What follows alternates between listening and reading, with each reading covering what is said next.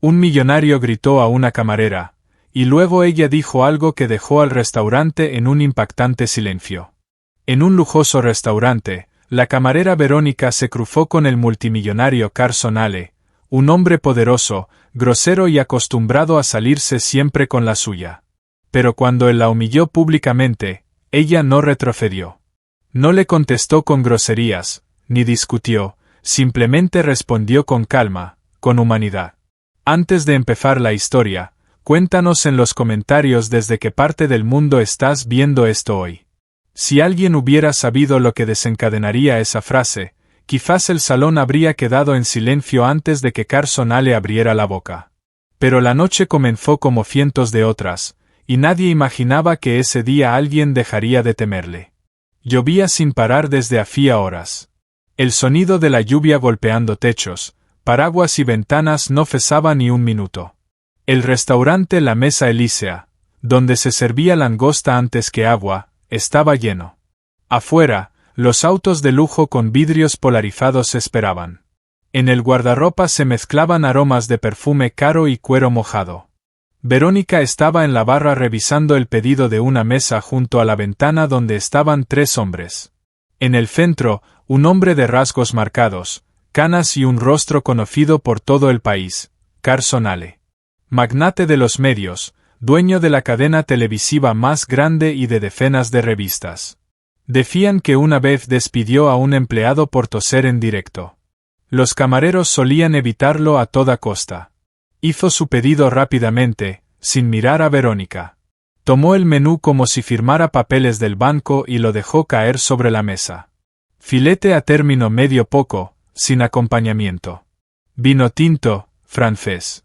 Mejor callas si no sabes la diferencia, dijo, sin levantar la vista de su teléfono. Verónica asintió. Siempre lo hacía. Nunca hablaba de más. Su libreta estaba impecable y caminaba con pasos ágiles y silenciosos. En 3 años trabajando ahí, había visto de todo, gente que comenzaba la noche riendo y acababa llorando, hombres que pedían platos caros pero olvidaban el nombre de su esposa, mujeres que se desahogaban en el baño antes de volver a sonreír en la mesa. 20 minutos después, ella llevó el pedido. El filete estaba preparado según lo solicitado, la salsa servida aparte, el vino a temperatura ambiente. Se acercó sin interrumpir la conversación y colocó el plato frente a Ale. Él ni siquiera la miró. Cortó un trozo, lo masticó, y de pronto levantó la cabeza. «Me trajiste un filete término medio», dijo. «Y yo pedí claramente medio poco. Esto no es un error, es una ofensa. No es una cena, es una bofetada en la cara». El restaurante enmudeció. Incluso la música de fondo parecía apagarse. Las mesas cercanas guardaron silencio. Las miradas se volvieron hacia los camareros. ¿Qué diría ella? Lo habitual era pedir disculpas, prometer arreglarlo y desaparecer rápido sin volver a cruzarse con él. Pero Verónica no se disculpó de inmediato. Lo miró fijamente, en silencio. El tiempo justo para que el silencio se hiciera presente. «Disculpe», dijo finalmente, con calma. «Confirmaré con la cocina si hubo algún error. Pero si me permite, todos cometemos errores». Se inclinó un poco hacia él. «Yo trato a todos con respeto, ya sea sirviendo un sándwich o una langosta. Usted también puede hacerlo». Sus palabras no fueron agresivas ni desafiantes. No discutía. Solo recordaba una verdad. Ale se quedó congelado. Parecía querer decir algo, pero no pudo. Sus labios temblaron. La miró como si fuera un enigma sin solución. Luego se levantó sin mirar a nadie, ni a sus acompañantes, ni al salón, ni a la camarera. Salió sin esperar el segundo plato. Sin pagar. Cuando la puerta de vidrio se cerró tras él, el restaurante se sumió en un silencio distinto. No era miedo. Era asombro. Nadie hablaba. Uno de los hombres de su mesa murmuró: «¿Estás loca, chica?» Verónica no respondió. Retiró el plato y volvió a la cocina. Ahí olía a carne, crema y orégano. «¿Todo bien?», preguntó el chef.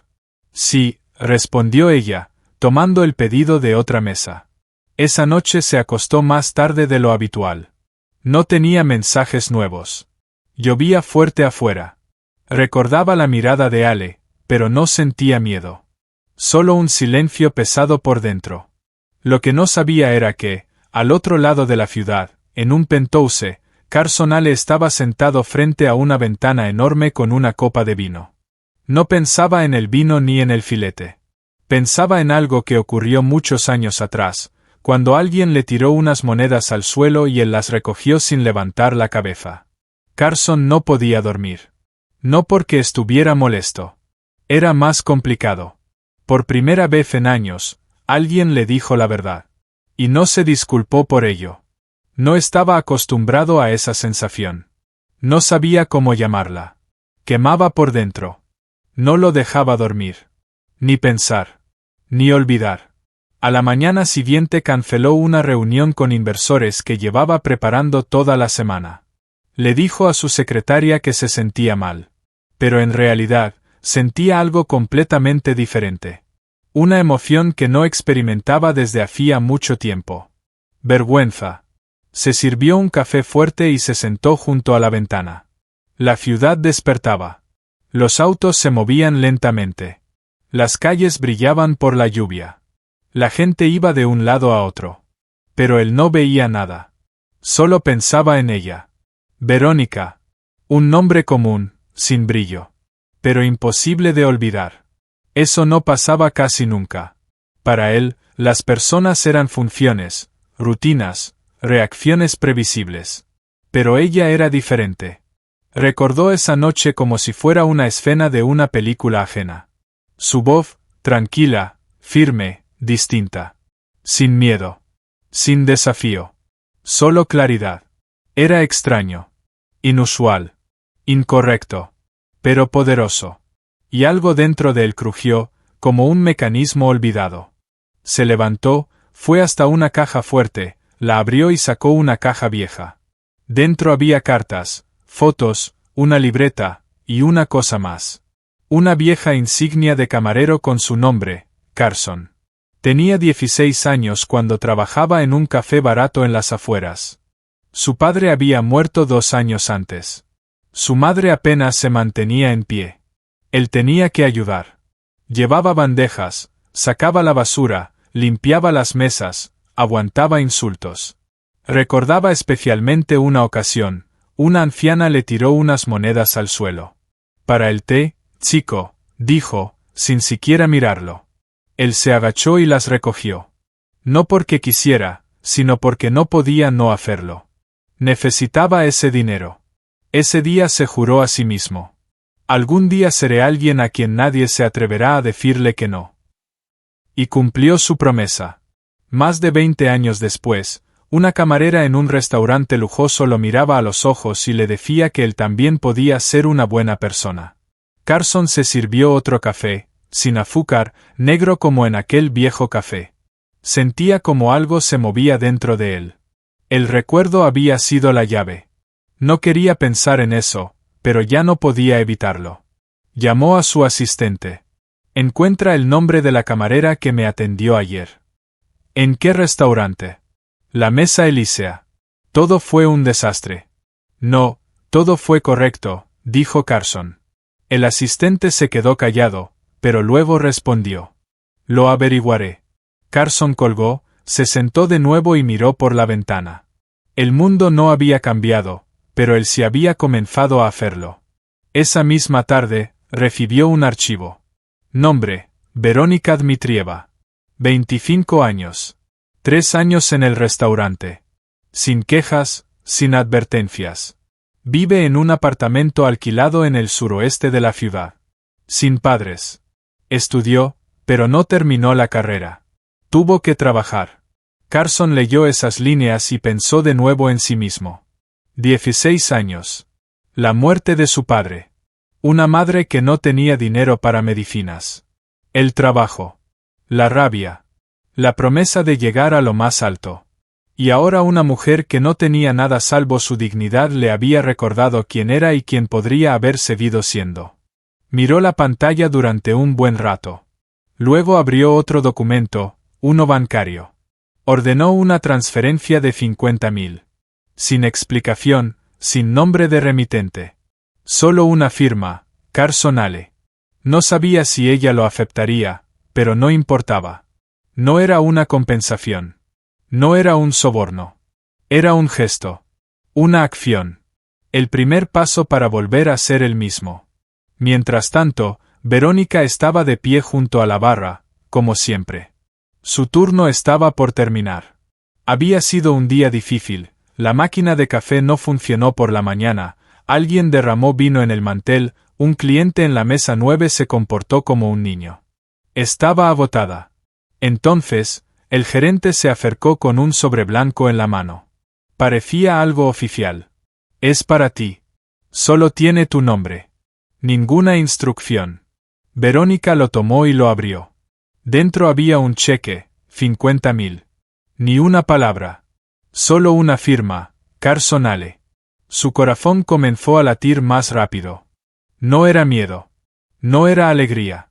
Ni siquiera enojo. Era algo que no sabía cómo nombrar. Su mirada se fijó en la cifra. Era más de lo que ganaba en un año. Pensó enseguida. ¿De verdad cree que puede pagarme para que me calle? Se sentó en el cuarto de descanso. Frente a ella, el sobre. Al lado, una taza de té barato. No sabía qué hacer. Aceptar significaba estar de acuerdo. Rechazarlo era rechazar quizá no el dinero, sino el gesto. Pero no sabía por qué él lo había hecho. Ni cuánto valía esa firma. Esa noche no pudo dormir.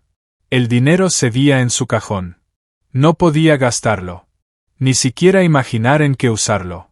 Era como si no fuera dinero, sino una pregunta que aún no sabía cómo responder. Las cosas pueden medirse. Las acciones, entenderse. Pero, ¿cómo reaccionar ante un regalo silencioso de alguien que está acostumbrado a dar órdenes? ¿Y cómo saber si realmente quería cambiar? Verónica llevaba ya 3 noches seguidas mirando ese sobre. Estaba sobre la mesa, como un reto. Ella lo observaba como si fuera una carta ajena, una que no debía abrir, pero que tampoco podía dejar cerrada. No habló de eso en el trabajo. ¿Con quién lo haría? Tenía pocos amigos. Sus antiguas compañeras de estudios ya se habían ido. Las que quedaban vivían otra vida. Hijos, hipotecas, vecinos. Ella tenía libros, un pequeño estudio, y turnos largos. El gerente que le entregó el sobre no dijo nada, pero la miró con curiosidad. En el restaurante comenzaron los rumores. Unos decían que Ale la había comprado. Otros, que ella le había salvado la vida y que esa era su forma de agradecérselo. Verónica guardó silencio. No sabía qué pensar. Una semana después del incidente, una noche volvió a trabajar junto a la ventana. Nevaba. Nieve ligera, seca, casi invisible. Había menos clientes de lo habitual. El clima no era ideal para quienes querían brillar. Estaba atendiendo la mesa 8 cuando un joven camarero se le acercó discretamente. «Te preguntan en la entrada». «¿Quién?». No dijo. Solo un hombre mayor, sin abrigo. Está parado como si no supiera si entrar o irse. Verónica se secó las manos, se ajustó el delantal y fue hacia el guardarropa. A 3 pasos lo reconoció, Carson Ale. Sin escoltas, sin acompañantes, sin su máscara de arrogancia. La miró, y por primera vez apartó la vista. ¿Puede darme un minuto? Ella asintió. Él señaló con la mano el vestíbulo vacío junto a la ventana. Se sentaron. Él no comenzó de inmediato. Hizo una pausa, como si buscara las palabras. Estoy acostumbrado a ser el que manda, dijo por fin. Estoy acostumbrado a que callen o asientan, incluso cuando no tengo razón. Especialmente cuando no la tengo. Verónica permaneció en silencio. Él continuó. Pero aquella noche usted no discutió, no gritó, no se peleó. Solo me recordó que yo soy una persona. Y usted también. Igual. Y entonces entendí que me he convertido en alguien que habría despreciado en mi juventud. Ella escuchaba sin interrumpir. No era una confesión. Era la admisión de alguien que había encontrado el valor de hablar. Cuando ya era tarde, pero aún necesario, sacó de su bolsillo interior otro sobre. No era como el primero, más grueso, más serio. Lo colocó sobre la mesa. Le envié un cheque, dijo. No como pago. No como regalo. Como una reacción. Pero luego comprendí que eso no era suficiente. Y por eso vine. Para explicarlo. Ella tomó el sobre y lo abrió. No había dinero, solo una carta y un documento adjunto, una invitación con una oferta para asumir el cargo de directora ejecutiva de un fondo creado por su grupo mediático. El objetivo del fondo era apoyar a mujeres en situaciones difíciles, soledad, violencia, presión social. El fondo se llamaba La Voz de Verónica. Ella levantó la vista y al principio no supo qué decir. Él pareció leer sus pensamientos.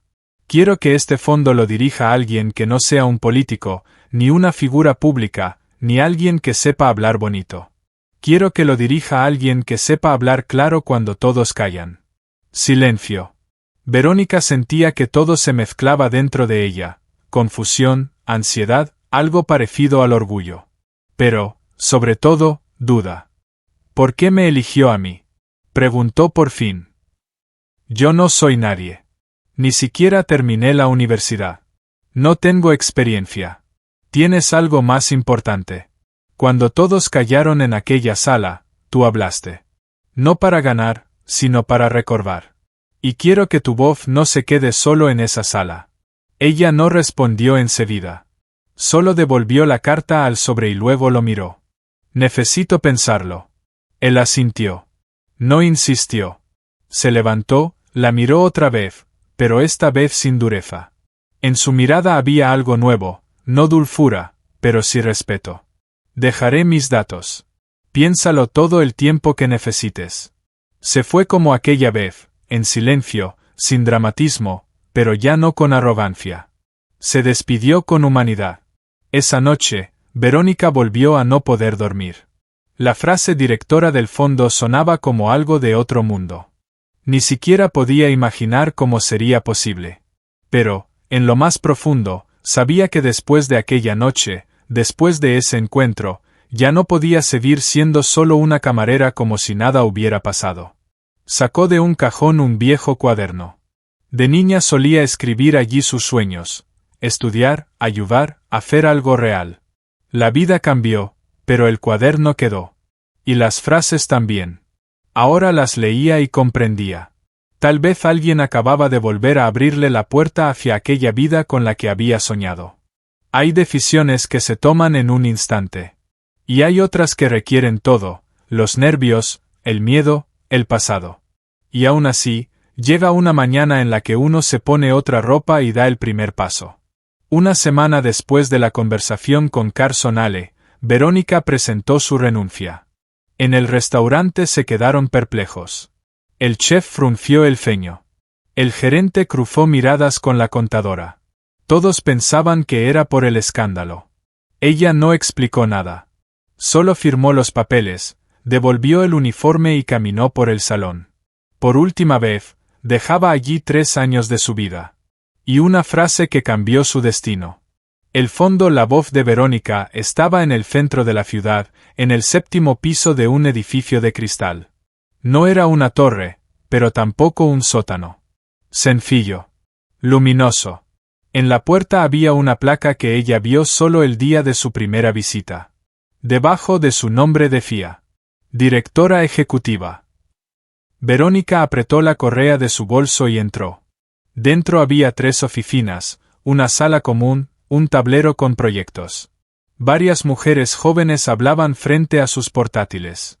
Una de ellas, Marina, se acercó y le dio la mano. Bienvenida. La estábamos esperando. Desde entonces todo cambió. Y todo comenzó con los estudios.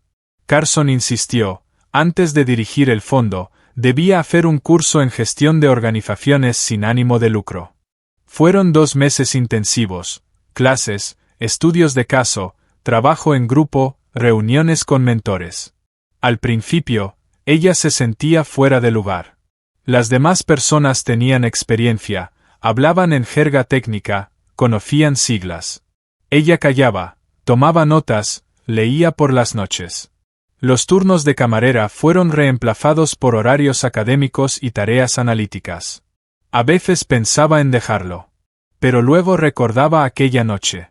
No porque quisiera repetirla, sino porque le recordaba que su voz importaba. 2 meses después, volvió a la oficina del fondo ya como alguien que sabía lo que hacía. Reunió al equipo y dijo: tendremos 3 líneas de trabajo. Primero, ayuda psicológica de emergencia a mujeres que han sufrido violencia. Segundo, cursos de educación financiera y capacitación laboral. Tercero, apoyo a madres solteras. Alimentos, vivienda, acompañamiento. Marina asintió. 2 más, una joven abogada y una psicóloga, tomaban notas. Alguien preguntó: ¿y por dónde empezamos? Verónica respondió sin dudar. Por quienes no pueden esperar. Comenzaron con un refugio. Contactaron voluntarios, buscaron local, reunieron donaciones. Después incorporaron asesoría jurídica gratuita. Llegaron las primeras llamadas, las primeras mujeres, las primeras historias. Verónica las escuchaba y se veía reflejada en ellas. No literalmente, pero en el miedo, la confusión, la soledad. Sabía lo que era sentirse como si nadie te fuera a escuchar. Y ahora podía ser esa persona que escucha. Un día llamaron a su puerta. Era una joven de unos 20 años, morena, con una chaqueta demasiado grande, una bolsa en las manos y la mirada vacía. Me dijeron que aquí ayudan. Siéntate, dijo Verónica con calma. Era Daria. Vivía con un hombre que bebía. Luego la golpeaba. Y finalmente la echó. No tenía a nadie. Sin trabajo. Sus documentos casi vencidos. Sin comida ni hogar. Verónica la escuchó, anotó, llamó a la abogada, a la psicóloga, a los voluntarios. Esa misma noche, Daria ya estaba en el refugio. 3 días después, tenía nuevos documentos. A la semana, un cupo en cursos gratuitos. Al mes, su primer empleo, en una pastelería. Luego, Daria le confesó: vine aquí porque usted no parece una burócrata. Usted escuchaba. Sentí que volvía a ser persona. Verónica guardó silencio mucho rato tras esas palabras. Luego salió al pasillo y se encerró en la sala de descanso. Se sentó en una silla. Por primera vez en mucho tiempo, lloró. No de dolor, sino porque todo aquello era real. Un mes después, invitaron al fondo a una rueda de prensa. Se reunieron periodistas, socios y representantes de la ciudad. En la sala había ruido, luces, cámaras. Carson estaba sentado al lado, con traje, sin escolta, sin asistentes. No subió al escenario. La que subió fue Verónica. Los periodistas insistían. ¿Por qué usted? ¿Por qué no una gran especialista? Porque lleva su nombre el fondo. Ella miró a la sala como una vez miró a Carson y respondió. Porque en aquella sala, cuando todos callaban, yo hablé. Una frase sencilla. Pero la sala enmudeció. Carson habló después, brevemente. Dicen que el poder corrompe. Es verdad. Pero a veces, muy rara vez, una voz honesta te devuelve el rostro. Esa noche, Verónica se quedó largo rato sentada junto a la ventana. La ciudad murmuraba al otro lado del cristal. En su bandeja de entrada, decenas de correos. Mujeres que escribían. Me diste esperanza. Cerró el portátil, tomó su viejo cuaderno y en la última página escribió. Hoy entendí que no cambié el mundo. Solo lo hice más silencioso, para que alguien pudiera empezar a hablar. A veces todo termina con aplausos, a veces con silencio, y a veces con una frase sencilla que una persona se dice frente al espejo por la mañana y por fin, después de mucho tiempo, se reconoce. Pasaron 6 meses. El fondo La Voz de Verónica ya funcionaba en 3 áreas, como ella había planeado. Había un refugio con capacidad para 20 personas, cursos semanales, una línea directa, un equipo que había crecido. Aparecieron voluntarios de universidades, médicos, abogadas, informáticos que crearon un sitio web de forma gratuita. Algunas empresas donaban regularmente. Cada mañana comenzaba igual: té en la cocina, turnos de llamadas, revisión de informes. En los pasillos se oían risas de niños. En el refugio ya había mujeres con hijos. A veces era difícil, a veces parecía que las fuerzas no alcanzarían. Pero cuando Verónica escuchaba un gracias susurrado, eso bastaba para continuar. Los periodistas seguían escribiendo. Los titulares variaban, como una camarera cambió a un magnate de los medios, la voz que nadie esperaba, el poder del coraje silencioso. Algunos artículos eran grandilocuentes, a ella no le gustaban. Otros eran cálidos. Uno fue preciso.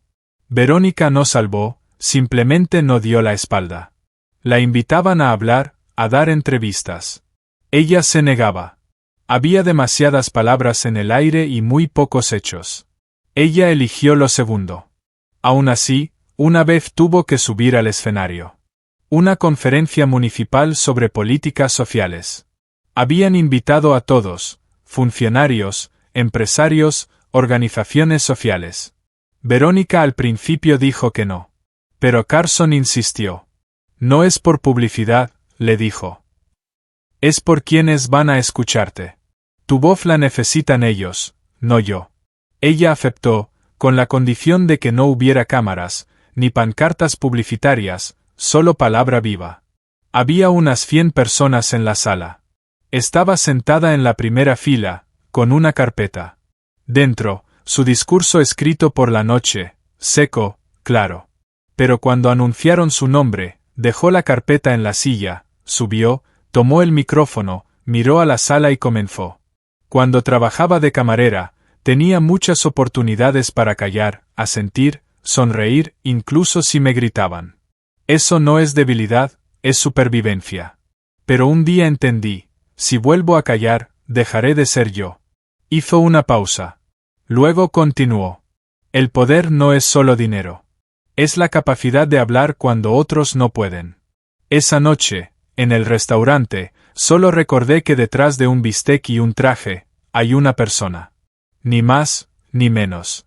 La sala la escuchaba en completo silencio, sin susurros, sin móviles. Ni siquiera los funcionarios interrumpían. Hoy estoy aquí no porque tenga un diploma o conexiones, sino porque una persona, fuerte, influyente, escuchó en lugar de ordenar. Eso ocurre pocas veces, pero basta para cambiar una vida. Pausa. Alguien aplaudió. Los demás solo escuchaban, asimilaban. Ella concluyó. No quiero que me llamen heroína. Quiero que haya más voces como la mía. Porque en un mundo donde se habla demasiado, el verdadero poder está en quien sabe hablar cuando todos callan. Después del discurso, se le acercaron mujeres, estudiantes, madres, trabajadoras sociales. Hablaban en voz baja, con los labios tensos, como temiendo ser interrumpidas. Agradecían, compartían, preguntaban cómo podían ayudar. Más tarde se le acercó Carson. Se le veía distinto, relajado, tranquilo. Ya no miraba a todos desde arriba. Fuiste auténtica, le dijo. ¿Lo sienten? Siempre se siente, respondió Verónica, asintiendo y sonriendo. Y de pronto le preguntó. ¿Te arrepientes de haberte ido aquella vez? Él la miró. ¿Mucho tiempo? No, respondió. Porque si me hubiera quedado, todo habría sido distinto. Me habría disculpado por cortesía, habría dejado una propina y me habría marchado siendo el mismo. Pero tú me diste la oportunidad de ser diferente. No aquella noche, después, pero gracias a ti. 2 meses después, el fondo recibió un premio. Usaron el dinero para abrir un segundo refugio. Daria, aquella joven de la chaqueta, ahora dirigía un grupo de apoyo. Ayudaba a otras como una vez la ayudaron a ella. Se organizó un club para adolescentes. Un psicólogo daba sesiones para mujeres que temían iniciar nuevas relaciones tras sufrir violencia. La vida continuaba.